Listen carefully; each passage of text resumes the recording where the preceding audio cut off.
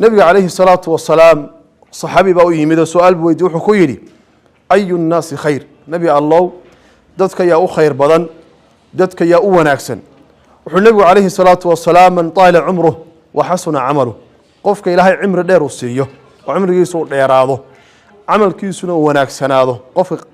كاسا وحويان ugu khayr badan oo ugu wanaagsan uu ku celiyo wuxuu yiri dadka yaa ugu xun oo ugu shar badan wuxuu man taala umru wa saa amalu qofka ilaahay cimri dheer uu siiyo amalkiisuna uu xumaado qofkaas ugu ayaan daran dadka waxyaabaha lagu garto waxa kamid ah qofku inuu khayrka iyo wanaaga uu dheereeyo halka laga yaabo awal hore inuu lugta jiidi jiray oo safka xagga dambe ka soo gali jiray laakiin rabada markay dhamaato waxaad ku garanaysaa amalkaaga in la aqbalay safka horeed ku jirtaa waxba iska ka bedelay waxaad aad ugu dadaalaysaa sameynta khayraadka iyo acmaasha wanaagsan taasi marka waa calaamad tusinaysa qofkan ilaahay subxaanahu wa ta'ala soomkii inuu ka aqbalay xaalkiisu isbedelay khayrkii wanaagii safka hore ayuu mar walba uu kaga jiraa alxamdulilah thumma salaatu wassalaamu calaa rasuulillaah وعلى آله وصحبه وسلم تسليما كثيرا ما بعد السلام عليكم ورحمته تعالى وبركاته ولا ليال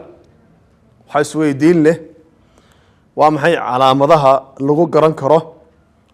قف كان أعماشه وسميي صدقاء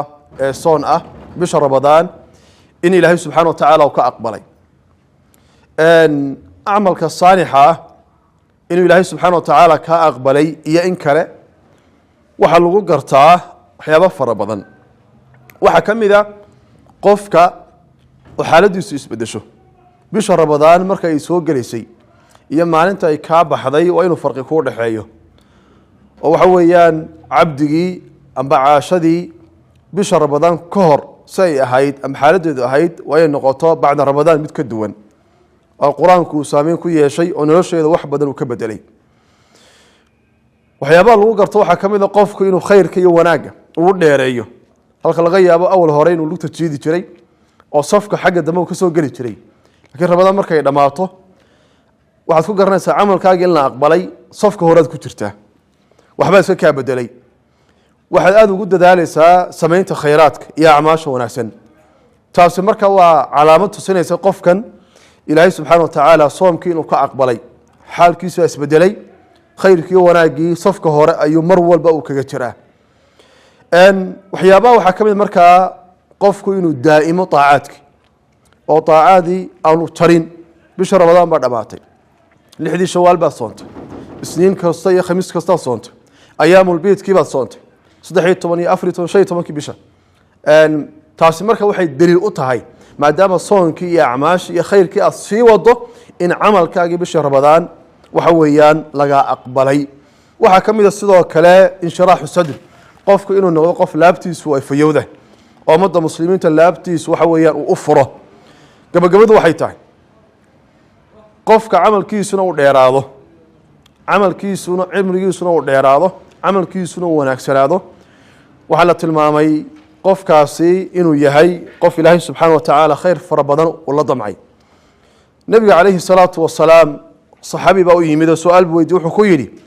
أي الناس خير نبي الله دتك يا خير بدن دتك يا وناكسن والنبي عليه الصلاة والسلام من طال عمره وحسن عمله قفك إلهي عمر دير وسيه وعمر يسوع ديراده عمل كيسنا وناكسناده قفك كاسا وحويان ugu خير بدن ugu wanaagsan uu ku celiyo wuxuu yiri dadka yaa ugu xun oo ugu shar badan wuxuu man طال عمره وساء عمله qofka ilaahay cimri dheer uu siiyo amalkiisuna uu xumaado qofkaas ugu ayaan daran dadka xadiiskaas min xadiis Abi Bakra waxa weeyaan Imam Tirmidhi wariwaan xadiis saxiixa ikhwani wa akhwati fillah waxa weeye inaynu amaasha saalixaynu sameeynayno marka koobaad Ilaahay subhanahu wa ta'ala inuu barino oo Ilaahay inuu weydiisano inuu amaasha Ilaahay naga aqbalo amalkan sameyntiisa ka horna saynu hayn Ilaahay xaalkeena uu bedelo وعملك خير كي وراجي ونقوم نسيج وقتينه وأن مركلي إنك جوين